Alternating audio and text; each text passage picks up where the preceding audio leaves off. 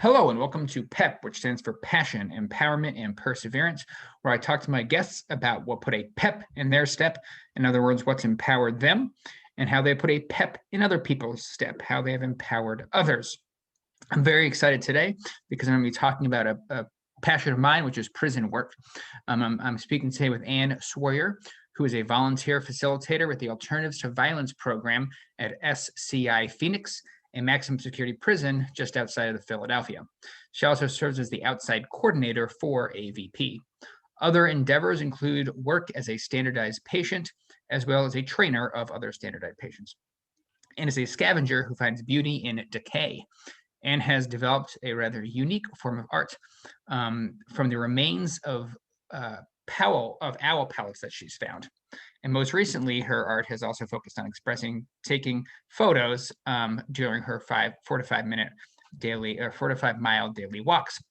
She's also a semi-retired person as she manages the care of a sibling who was diagnosed with a brain tumor in May of 2019. Welcome to the program, Anne. Thank you, Graham. Nice to be here. Thanks for inviting me. Of course, I'm always excited to talk about this type of work. Yeah, and I wanted to start off just so my viewers had a better sense of AVP, because I'm sure for most people it's not something that's on their radar. So you talk about sort of the history of the Alternatives to Violence project. Yeah, so as you saw, it started in a prison in upstate New York. A bunch of prisoners inside who were about to embark on a program to help youth who were sort of headed towards prison to go in a different direction. Asked some local Quakers to help them develop a program. I don't know the nuts and bolts of how those first workshops began, but it has expanded. Well, this was what, 1976? Is that what I wrote down there? I can't remember. Over the decades, to be in many states in this country and 45 or so different countries. What's really cool in this pandemic year is that I think every other year AVP has a United States gathering where people travel to a different city, and it's like a conference, an AVP conference, and then every other, the other 2 years there's an international conference. Bill and I actually went to one in Ireland one year, and we did another one in Maryland, but of course everything's gone remote. So sure. One of the highlights of the pandemic is that people who could never travel for one of these conferences have been able to take part. I went off topic there, but the fact that, so many people in so many different countries and so many different languages are doing this is quite remarkable, considering it started inside a prison. Yeah, I mean, that's amazing that it was such a localized thing and that they were just trying to get it so they could learn it to be mentors of others, and it's really expanded internationally. Right, and I think that's the power of AVP. It works, and when something works, people hear about it and it grows. Yeah, so and we'll get into sort of what it is pedagogically and why it works. Before we get into that, I focus my coaching practice on empowering people's passion, purpose, and perseverance. So I want to touch on what got you into prison work. What's your passion for AVP? Well, it like everything else in my life, it sort of happened by mistake. Back in the maybe early 80s, I have a friend who was part of something called the Prison Literacy Project, PLP. And she sort of got me interested in going to the same prison, Graterford, which is now called Phoenix, to tutor inmates. I hesitated that word because some inmates really bristle at that title, incarcerated person. So I did that for maybe about a year, and I remember losing the use of my car, so I couldn't go anymore, and I always regretted that. So I swore that someday I would get back into the prison to do whatever I could. And it happened in, what year is this? 2021? Mhm. About 10 years ago. This opportunity to explore AVP came up, and that's how I ended up back at Graterford Prison.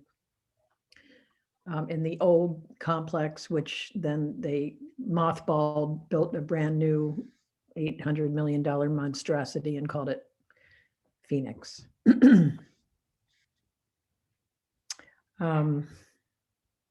So I didn't really know what I was getting into. But I was just sort of blown away by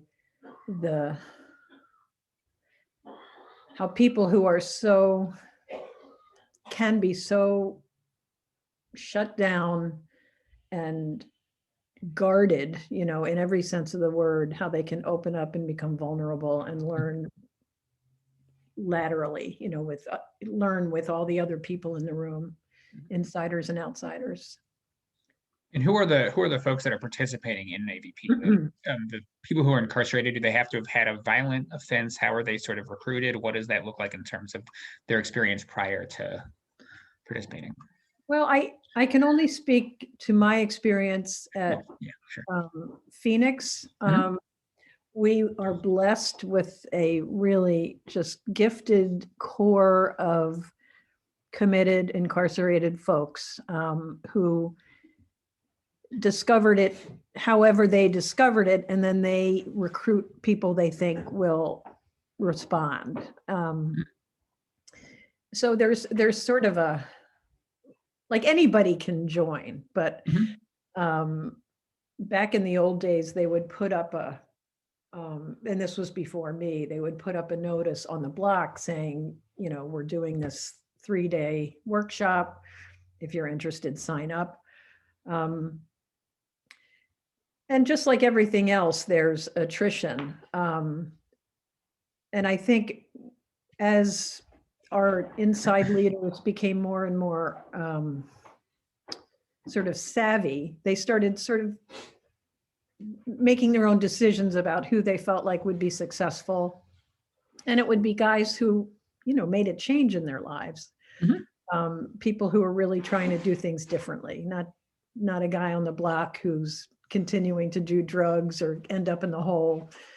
But people who, show some sort of, drive to become a different person than they used to be. Okay, got it. Did that answer your question? Yeah, it did. Thank you. Yeah, so as we talked about your passion, and so you started doing the prison literacy work, and then you got back into doing AVP within the prison. And from my understanding, you had also done some AVP in relation to work that you and your husband were doing in Africa. Can you talk a little bit about how that sort of started the ball rolling for you? Yeah, as you know, Bill had a guest in his class who was representing healing and rebuilding our communities.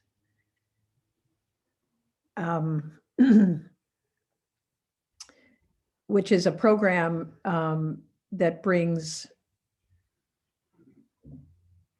well, in this case, Tutsis and Hutus together to do healing post-genocide Rwanda and Burundi, which sounds like a tall order. In any case, that program, who was written by some local Africans, was based to a good degree on AVP. Okay. So it was recommended that we take AVP here in the States before we venture off to Africa to do this HIROC training, which was the first international training that they had. So it was kind of groundbreaking in a lot of ways. And certainly for me personally, I had never been to Africa, and again, really didn't know what I was getting myself into. So we looked up AVP here, and the facilitator at Phoenix happened to live around the corner from us, basically. So we contacted her. She's, we got the information we needed. We got our volunteer credentials done at the prison and went on I don't know how long it took us to go through that process, because you have to do a basic and advanced and then a training for facilitators to become a facilitator. And that was, 10 or 11 years ago, and we're still doing it, except now since we're shut down because of the pandemic. And how did you see that sort of play out I mean, you said it was a tall order, but what were some things you observed in terms of how the ADP HURAC model sort of worked in country when you were in Africa? Well, the fact that Hutus and Tutsis and, victims and perpetrators of the genocide were in a room together in itself was quite astonishing. And it was a 3-day program. I still can't even get my head around how that happened, how people agreed to do that. But I suppose when you have, when you're living next door to your victim or your perpetrator, and you don't have resources to go into therapy and maybe even the fact that, you're going to be fed that day because food, the lunch is included, who knows what people's motivations are. But once, people start doing exercises together, and, this is sort of a simplified version, but Sure. Once people start sitting in a circle and playing games, which is sort of part of what connects people, miracles happen. And, partly because of necessity, if I'm going to be living next to this person for the rest of my life, I have to come to some sort of resolution, some sort of peace. And why not give this a try? So that's, that's what I saw. Yeah, I like the I've heard I'm going to paraphrase here, but like an expression that is like healing happens where the wound is created. And so like in this fits with their neighbors or in that community space, right? That wound was created just in that space. And so that's where the healing makes sense, that it would have to be sort of that indigenous localized, just community work. These people, share fires to cook with, they share, food, it's just, what are you going to do if you don't choose to do something differently? Right. And that's sort of, that perhaps in this country, if we weren't so punitive in terms of how we deal with crime and victimhood, if people realize that the only way they can move forward is to be at peace with what happened through restorative justice, which is how I see it, maybe we'd be in a lot better shape than we are now. Things are changing, but. So yeah, I'm going to provide a few points of context. You've referred to Bill, which actually is, now that I think about it, is what your Zoom name says, but that's okay. It's okay. I forgot to have you change it ahead of time. So folks know Bill is Anne's husband and also a wonderful mentor of mine who was professor at Arcadia University. And I also did the HROC beginners training with Bill that we're talking about. And he's also been, and alluded to restorative justice, which is also something that I do a lot of. So yeah, just more context. Yeah. So we sort of already started to touch on this, but my coaching practice focuses on changing people's lives through empowerment. And I focus that on helping people pursue their passions, their purpose, and their perseverance. And I think that even as I think about restorative justice as well, sort of combining a change in people's mindsets and a change in skill sets. So in what ways, in your experience, has the Anti-Violence Project helped to transform participants' lives by changing both skills and mindsets? Well, as I think I recall, responding preliminarily, every individual has their own response to this. And I think the thing that sticks with me always when people ask about AVP is I think about the concentric circle exercise. So, picture when we walk into the basic training for the first day in a room full of guys who aren't really sure what they've signed up for. Mhm. They're sort of sitting there like this. Sure. All the African Americans are sort of huddled in one section, and the Hispanic guys are in another section, and the white guys, and then these, typically elderly white people walk in from the outside, and it's just like, what's going on here?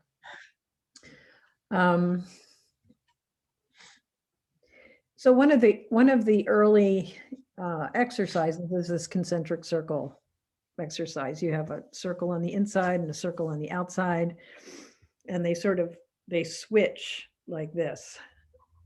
And at each switch, there's a prompt question, and each pair either listens or responds, but one-on-one. And when a question is asked, and it could be a question like, who really helped you when you were growing up, or describe to you a role model from your childhood, or what activity makes you feel whole? Anything. You could just make up a question. These kinds of questions aren't necessarily, there are questions in the workbook, but they're just suggestions. And you can create questions based on what you feel in that early group, like what will they respond to? Sometimes it works, sometimes it doesn't, but then you move on to a new question. In any case, they're working one-on-one together, and there's a lot of, you can't necessarily hear the person that's next to you, so it's this concentrated attention that they're paying to each other, which in the context of prison is not common. You don't make eye contact, you don't have deep conversations typically on the block. But then they're in this position where they're actually sitting across from someone, and they're answering a question, and that other person is listening, just listening. They're not supposed to respond. They're not supposed to interrupt. They're not supposed to give their own story.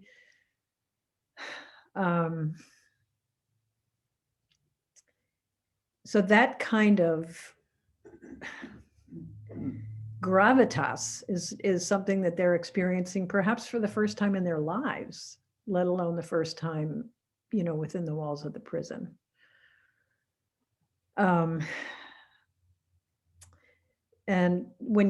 after you've done this exercise, then we get a chance to debrief it, and people can just say, what did that feel like? How did, was that comfortable? Was it uncomfortable? And people talk about it very openly. Mm-hmm. And the one debrief comment that I remember always is somebody saying to the group, I've seen this guy on my block for the past 10 years, and we never shared a word together. And now I feel like, oh my God, we have so much in common. This is insane. And it just creates this bond, and starting from there, these exercises are all designed to develop communication and connection and community. And you can't sort of argue with success, and not everybody comes back for the second day, but most people do, and talk very deeply about how this has, I never knew that, this person had, cared about me, or I didn't realize, that this role model made such a difference in my life until I talked to the stranger about it. Just, it's the miracle of human connection. Mm-hmm. Yeah, that's a very succinct way of putting it. And how does that renewed sense of human connection I mean, that's like the main thing that's lost when you're spending time in prison, right? And so yeah, can you sort of comment on the even like, skills aside, just having that communal space, how that fundamentally changes the way people experience prison life?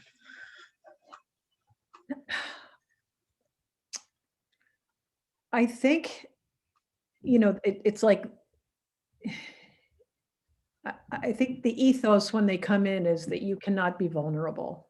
Mm, And then just discovering that vulnerability can actually create strength. um,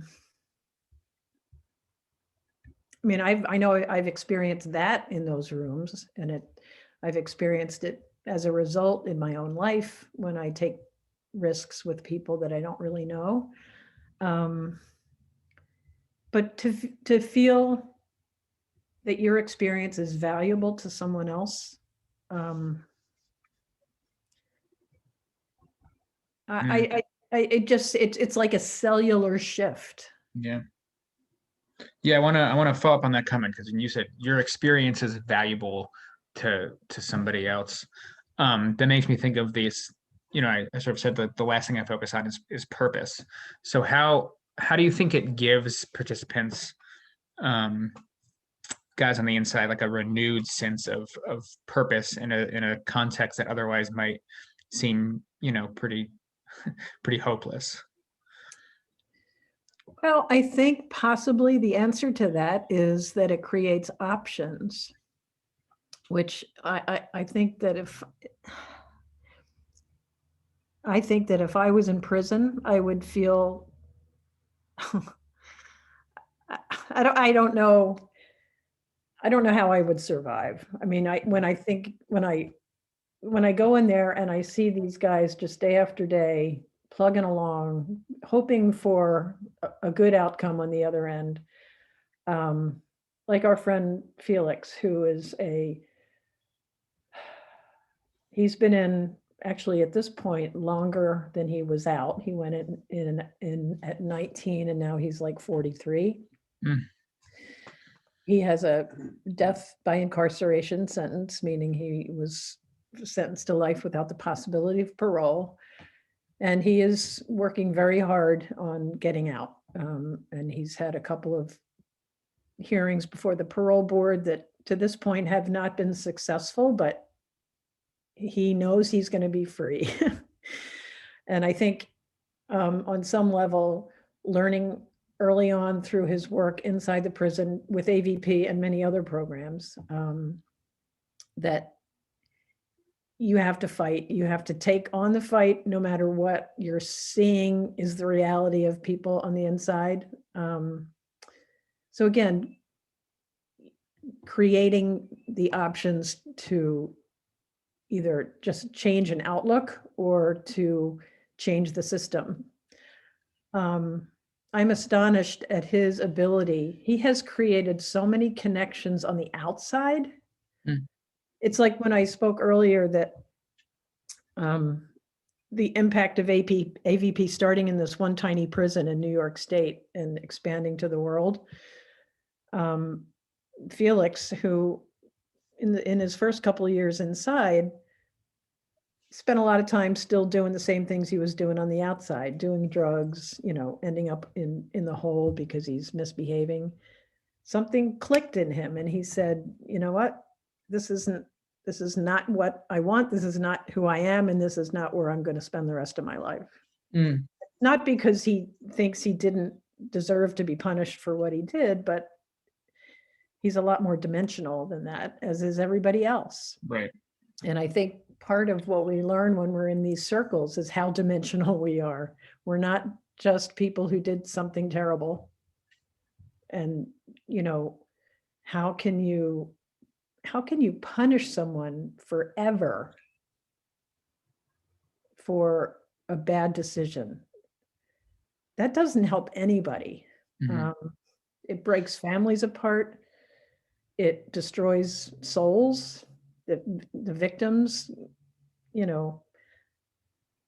have to ask them. I've never been a victim of crime to that extent. So, and I get it. I get that people are just put them away and throw away the key. They don't deserve to breathe. I understand that, but I also don't believe it. Sure. So it's hard. Mhm. It's hard. I don't really have any answers except what I've seen.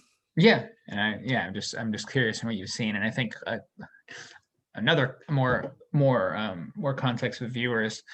You mentioned that Felix was 19 and he's definitely incarceration. I know that in Phoenix, I don't know what the ratio is, but a fair amount of them are juvenile lifers, right? Is that fair to say? Like there are a lot of folks who did something when they were 15 or and around that age, and now they're until they can get paroled, they're sort of stuck.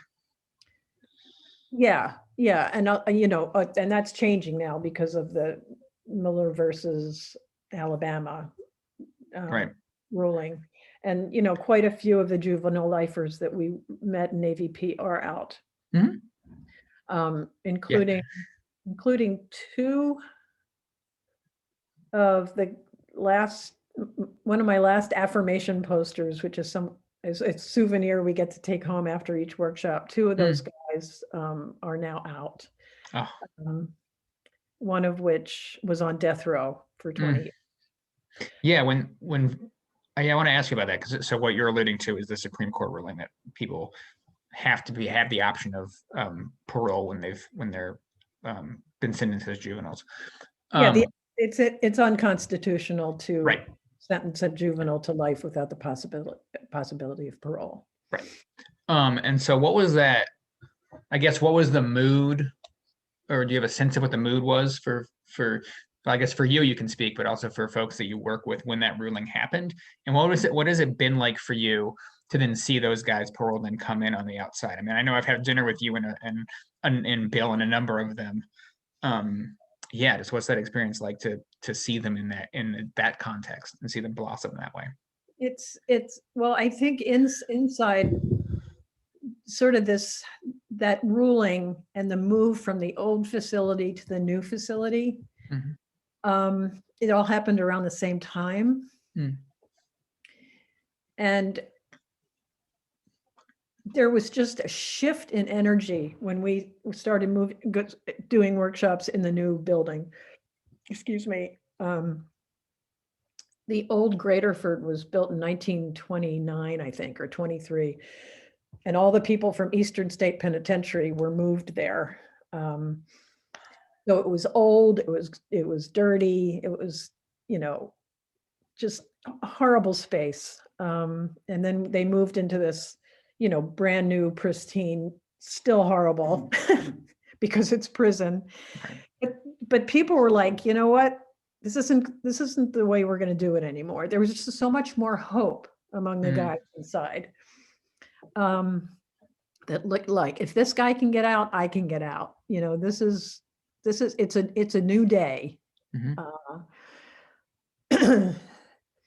And the first guy that got out as a result of that ruling, I remember he was in Graterford, the old place, when he got out. And then it was soon after that we moved to the new place. But I went to Graterford to be there for his release. And it was just, I'm going to start crying thinking about it.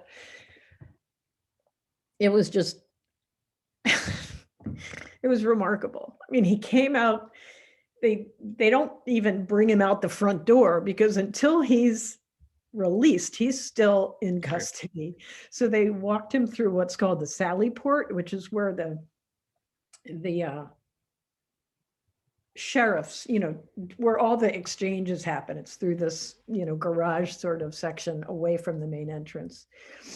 So he walks out of the Sally Port, comes up the steps into the main reception area where we used to wait to get admitted to go into our programs, where his girlfriend was there with, new clothes for him. He went into the men's restroom and changed his clothes. there was a guard there who said, I shouldn't be doing this, but gave him a big hug and said, you're one of the good ones. Don't you dare come back here. There was a newspaper reporter there, and we really weren't supposed to be making a big scene like that or taking pictures, but I did both. And we just escorted him out of the building to his girlfriend's car, and he has since gotten married and had a baby, and it's just like, pardon me, but it's just big day. It was a good day. Yeah. And he is working 24/7 on this issue.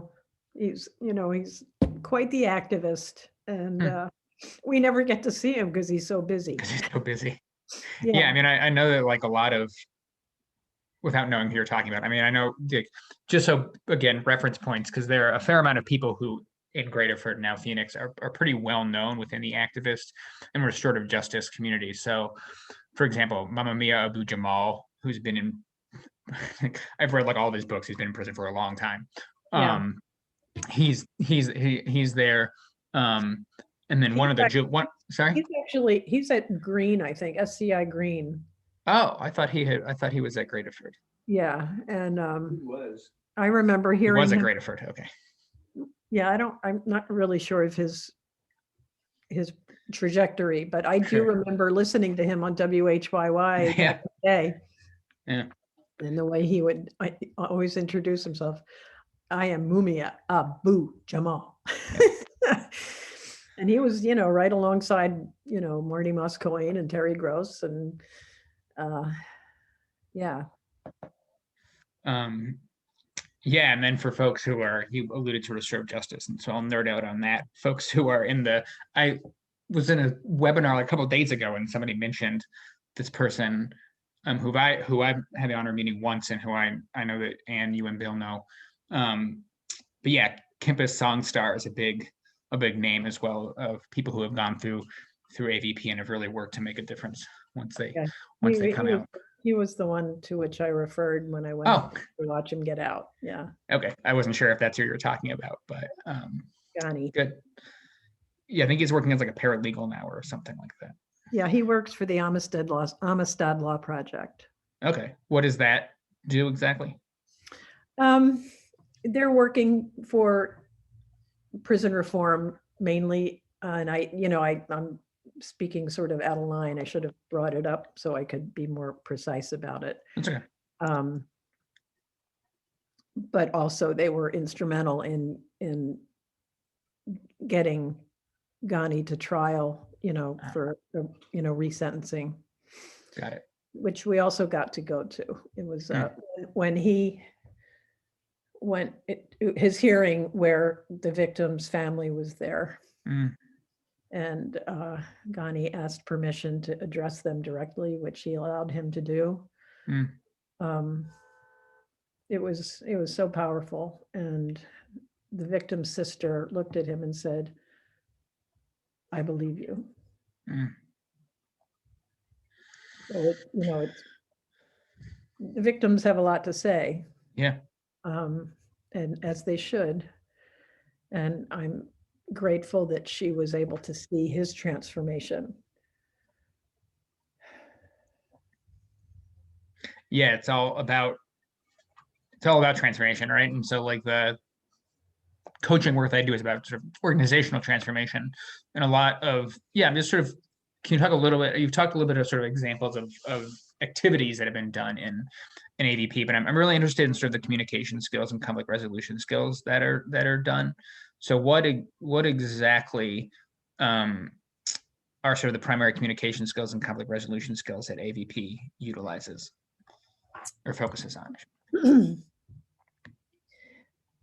What comes to mind when you ask that question is, it's a little indirect, because sometimes there are exercises that we do where you're not allowed to talk. So for example, you get on the floor with a bunch of Tinker toys You have a couple of minutes to decide which exercise what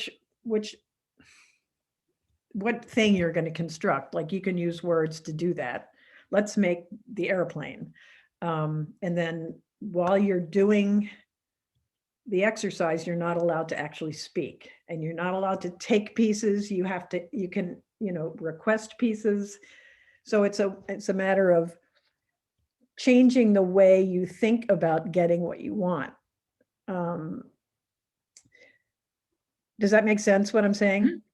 Yeah, I mean, nonverbal communication is really important, right? Like in any context. So yeah, that's important. Right. Yeah. And, recognizing, oh, when I couldn't say, give me that, I had to figure out another way to get what I wanted. So it's sort of, works subconsciously in a way, like how to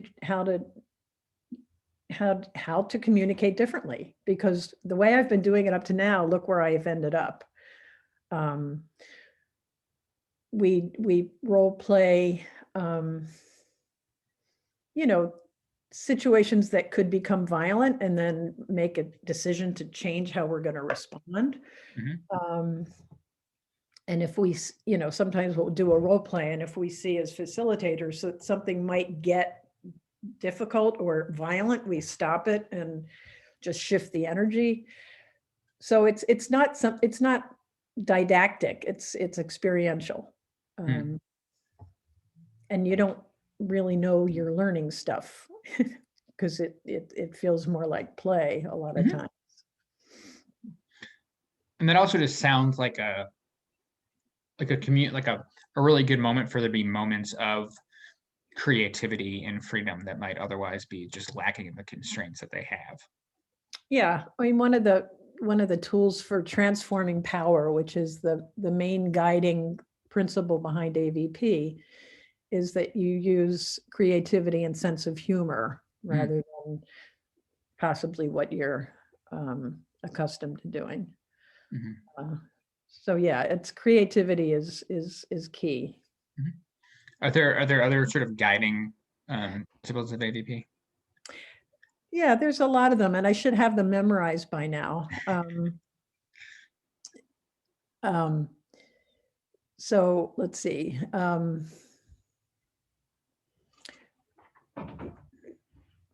Help me remember some of the 12 guiding. Oh man, that's a lot. Yeah, it's a lot of them. No wonder. It's terrible. You put me on the spot, but that's okay. Bill's going to get a list because we have that handy. Perfect. There's actually a card I keep in my wallet. You'd think I'd look at it more often. There we go. But here we go. Oh, you got your cheat sheet, or you're gonna get your cheat sheet. I got your cheat sheet. Here you go, babe. Sorry, folks. Thank you. Seek to resolve conflicts by reaching common ground. Well, that's, yeah. Reach for that which is good in others. Listen before you make judgments. This is all the stuff we actually know, but we don't practice on a day-to-day basis. Right. Be ready to revise your position. I think that really speaks to vulnerability. Like be able to say, I'm sorry, I was wrong. Thank you for sharing what your experience. Risk being creative rather than violent. Use surprise and humor. Be willing to suffer for what's important. Be patient and persistent. And build community based on honesty, respect, and caring. And that's sort of something everybody agrees to at the beginning, is to be respectful and to only, don't hog the conversation, don't interrupt. And so many of the, the restorative programs in prison sort of echo this over and over again. So it's just, it becomes a way of being, a way of living that just maybe never was an option before because you didn't know about it. Sure. I mean, those are, everybody should have that in their wallet. Those are guides for life for anyone. That's good for marriage. That's good for friendship. That's good for being a boss, like all those things you said. I mean, everybody struggles with all of that. So that's great. And I want to talk about you when you talk sort of passionately about seeing seeing campus get, and he goes by Ghani, right? Correct. Okay. So when you saw him getting released, I mean, that was, and you talked about Felix, you sort of you talked very passionately and about sort of the human experience and about perseverance and what that looks like for them. So can you talk a little bit of how you see AVP as empowering people to persevere, and in what ways do you see AVP giving people a new, just can you talk a little bit about it from sort of the perseverance lens? Like, how do you see that?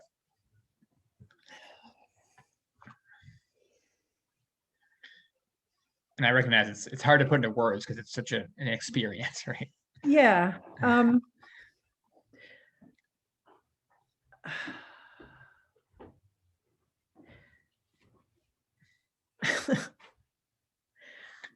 I just think, I think on some level, it creates opportunity. And I think I might be repeating myself, but That's okay.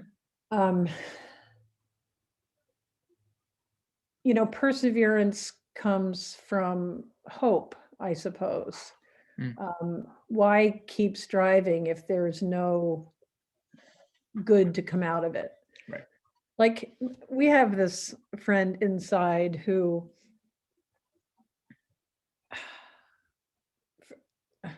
I think it's unlikely that he's ever going to get out.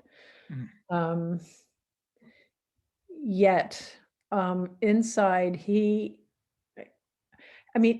talks about AVP like, I've never had friends before this. This is like, if I hadn't come to prison, I wouldn't have this experience. Right. Which is not to say that he wishes he's glad he did what he did and he ended up here. Right. God help us. But he's a writer, he's a poet, he writes stories all the time. He takes, he realized he took AVP, he then took restorative justice. He's probably doing other things that I'm unaware of, especially since I haven't really been in touch with him for a year.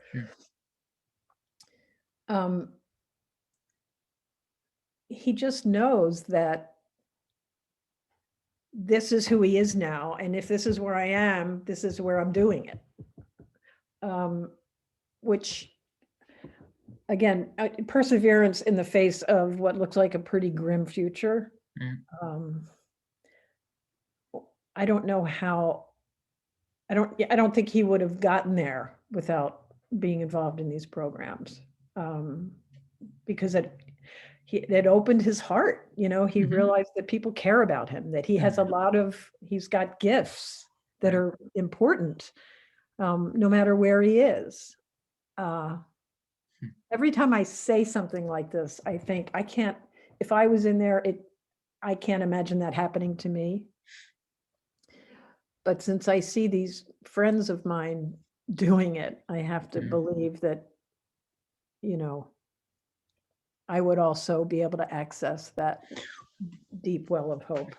Yeah, and I mean, in the coaching world, we talk about this idea of momentum, and so like these having purpose, having goals, and then you sort of create momentum around that, and having hope and faith, and when things look like almost like you shouldn't, helps to sort of build that momentum, and that takes so much, like I said, like mindset work and rethinking the way you think about things. But that's such a valuable lesson, even just to take with you in life. So how has facilitating AVP also changed you and helped you, when you're facing challenges? How has it helped you be more empowered as Anne? How has it helped you grow, when you sort of take away lessons learned from your AVP experience as a facilitator? I've always sort of, I've lived my life in the shadow of imposter syndrome. And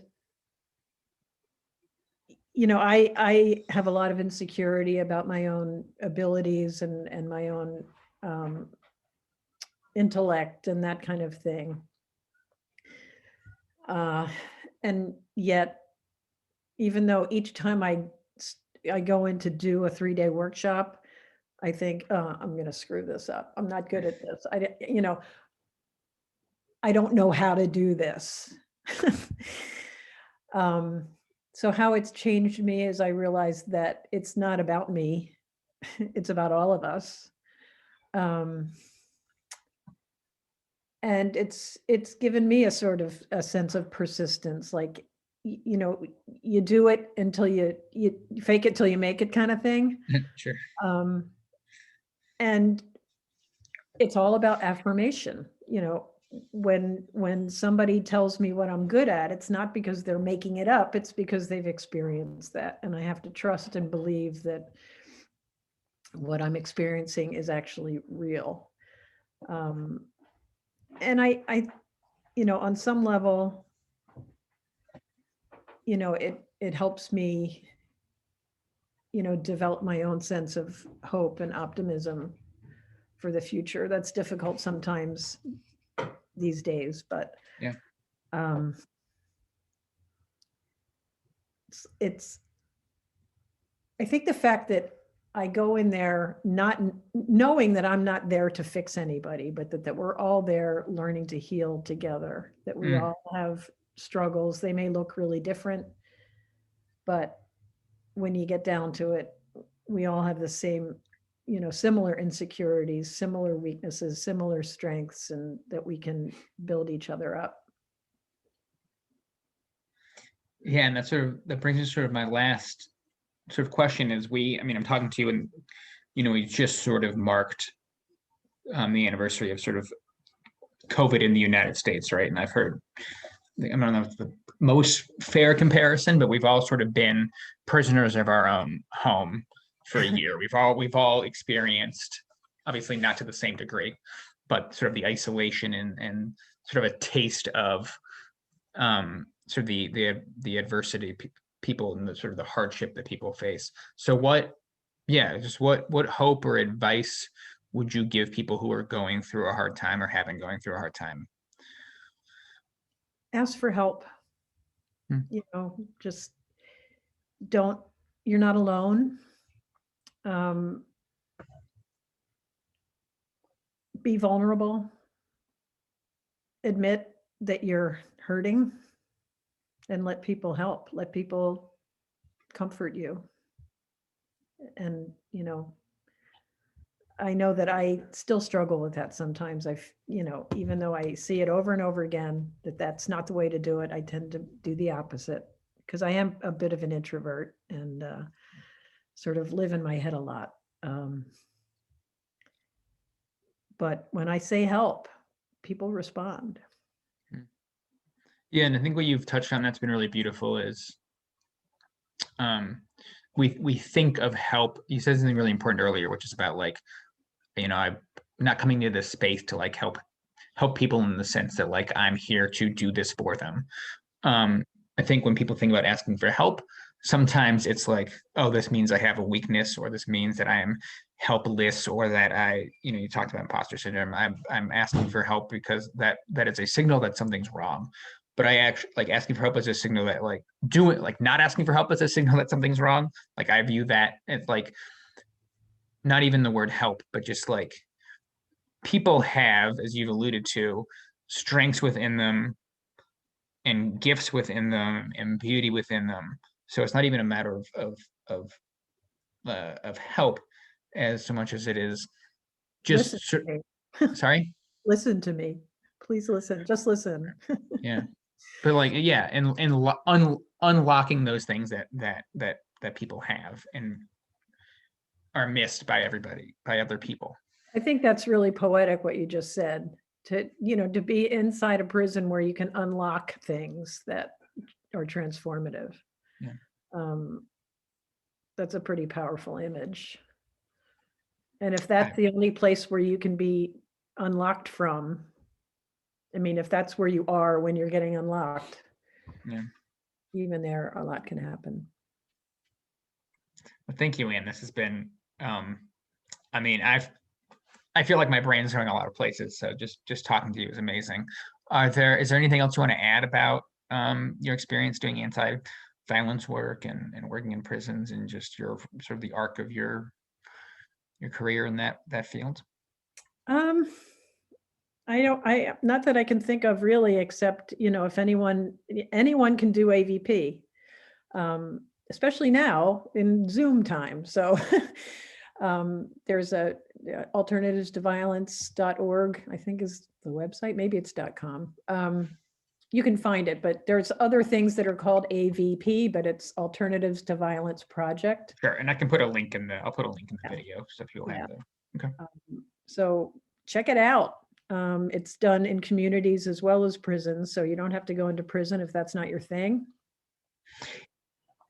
So can you talk about that? Like, I know that what is the context in which it's done in the community? Like, who are the people who are doing that if it's not people who are experiencing prison life? Like, it's just community members who need to do some kind of reconciliation or transformation. Well, it really, like, for example, across the street from us is a halfway house for women who have struggled with drug addiction.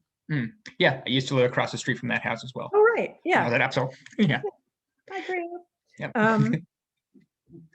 I could walk over there and say, and don't ask me why I haven't, because I don't know why. I could walk over there and say, would you ladies like to take part in this Alternatives to Violence workshop? It doesn't mean that they've necessarily had violence, perpetrated violence, but we've all experienced it either emotionally or physically or some other way, like psychically.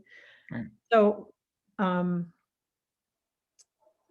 it's been done in community centers, it's been done in schools, it's been done in juvenile detention, whatever, anywhere. We could do it at church if we wanted to, if the powers that be were open, which I'm sure in our church they would be. So there are no real parameters within that you have to work within. You have to use the manual. But you have to use the manual, and that's Right. And there's a lot of flexibility in the manual too. Yeah, I mean, it's there's always curriculum, but when you're in the people business, things change. Right. I know that very well as a coach and facilitator. Yeah. All right. Well, thank you so much. You're welcome. Thank you, Graham. Of course.